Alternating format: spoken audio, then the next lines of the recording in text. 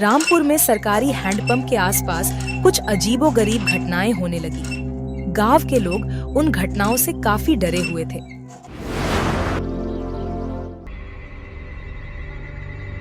अरे दीदी, तुम सुनी हो, यह चापानल अपने आप चलता है। भला आप ही बताओ, 12 बजे रात को यहाँ पानी भरने कौन आएगा? मुझे तो बहुत डर लग रहा है। हाँ, हम भी सुने हैं। मिनकी के पापा बोल रहे थे कि जाकर देखेंगे। हम उनको रोक लिए।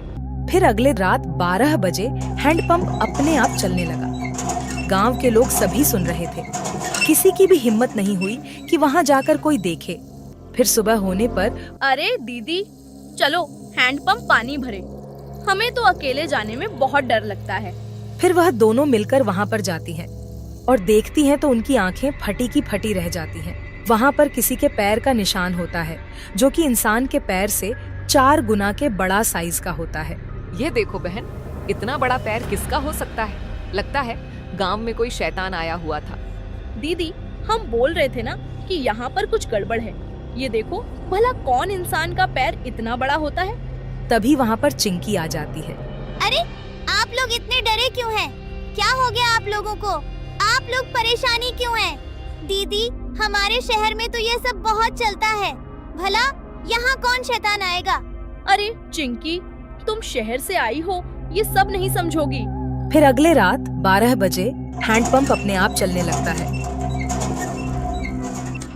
कौन गांव वाले लोगों को परेशान कर रहा है? अभी मैं जाकर देखती हूँ और उसे उसका सबक सिखाती हूँ। ये कौन बदमाश है? चिंकी उसे देखने चल जाती है। चिंकी को पता नहीं था कि वाकई में चुड़ैल ही हैंडपंप चला रही थी। आ गई, तुम लोगों ने बहुत इंतजार करवाया। आखिर आज मौका मिला है मुझे। मैं पूरे गांव को शमशान में बदल दूंगी। आज तुम्हारी मुंडी खाकर मैं अपनी भूख मिटाऊंगी। 4 दिनों से मैं भूखी हूँ। मुझे माफ कर दीजिए चुड़ैल जी, मुझे माफ कर दीजिए। मुझे लगा कि हम गांव वालों के साथ कोई मजाक कर रहा है, इसलिए मैं देखने चली आ गई। प्लीज मुझे माफ कर दीजिए। मुझे शहर जाना है, मुझे पढ़ाई करनी है, मैं गांव में घूमने आई थी। प्लीज चुड़ैल जी, मुझे माफ कर दीजिए। लेकिन चुड़ैल ने उनकी एक बात भी नहीं सुनी और उनका मुंडी खा जाती है। फिर सुबह होती है।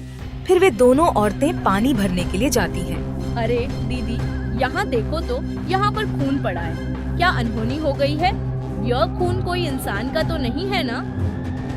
चिंकी की माँ चिंकी को खोजते हुए वहाँ पर आती है। कल रात से मेरी चिंकी बिटिया घर नहीं आई है।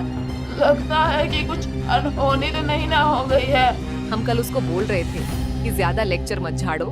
लगता है ये खून कहीं चिंकी का तो नहीं। अरे बाबा, हे भगवान, टीका हो गया। थोड़ी देर बाद चिंकी की लाश खेत में दिखाई देती है। गांव के सभी लोगों को पता चल जाता है। सभी लोग फैसला करते हैं, गांव का कोई भी आदमी हैंडपंप में नहीं जाएगा। रात होती है और चुड़ैल फिर से उस हैंडपंप में आती है और उसे चलाने लगती है। लेकिन अब की बार कोई वहाँ पर नहीं आता है। लगता है गांव वाले बहुत चालाक हो गए हैं। मुझे भूखे मरना पड़ेगा। मुझे कोई ना कोई उपाय निकालना पड़ेगा। नहीं तो ऐसे मैं भूखी मरी जाऊंगी। मैं गांव में घुसकर किसी ना किसी को मारूंगी। तभी चुड़ैल चिंकी के घर जाती है और दरवाजा खटखटाती है। चिंकी की माँ दरवाजा खोलती है और चुड़ैल को देखती हैं तो उनकी आंखें फटी की फटी रह जाती हैं। अब मैं तेरा मुंडी खाकर अपना पेट भरूंगी।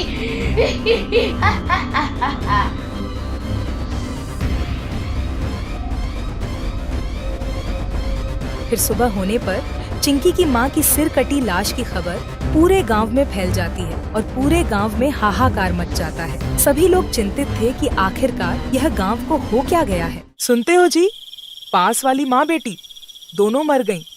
लगता है कोनो भूत का चक्कर है। सब बोल रहे हैं कि चुड़ैल ने दोनों माँ बेटी को खाया।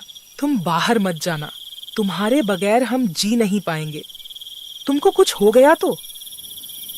अरे टेंशन मत लो हमारी रानी, कुछ न कुछ तो करना पड़ेगा। मेरे पास एक आइडिया है, हम जा रहे हैं वो चापानल के पास, हम सीसीटीवी कैमरा लगा देंगे, देखेंगे कि कौन आता है। फिर अगले रात चुड़ैल वहाँ पर आती है और फिर से छापाकल चलाने लगती है। चिंकी और चिंकी की माँ की आवाज में गांव वालों को बुलाती है, लेकिन कोई भी वहाँ पर नहीं आता क्योंकि सभी लोगों को पता चल गया था। लगता है गांव वाले बहुत चतुर हो गए हैं। अरे अब तो कोई नहीं आ रहा है। लगता है कि मैं 4 दिनों में ऐसे ही मारी जाऊंगी। मुझे कुछ न कुछ उपाय निकालना पड़ेगा। मैं चुपचाप किनारे बैठ जाऊंगी, अगर कोई आएगा तो मैं उसका मुंडी खा जाऊंगी। लगता है कैमरा में रिकॉर्ड हो गया है, चलो कैमरा लेकर आते हैं और सभी गांव वालों को दिखाएंगे। और वह कैमरा लाने के लिए घर से निकल जाता है। तभी चुड़ैल उसे देखती है और उसका मुंडी खा जाती है। फिर सुबह होने पर कुछ लोग कैमरा लेकर आते हैं और टीवी में चलाते हैं। लगता है गांव वाले बहुत चतुर हो गए हैं। अरे अब तो कोई नहीं आ रहा है। लगता है कि मैं 4 दिनों में ऐसे ही मारी जाऊंगी। यह चुड़ैल खुद ब खुद मर जाएगी। गांव में 4 दिन तक कोई भी घर से नहीं निकलेगा। 4 दिन लॉकडाउन लगाया जाए। इसके बाद चुड़ैल अपने आप मर जाती है।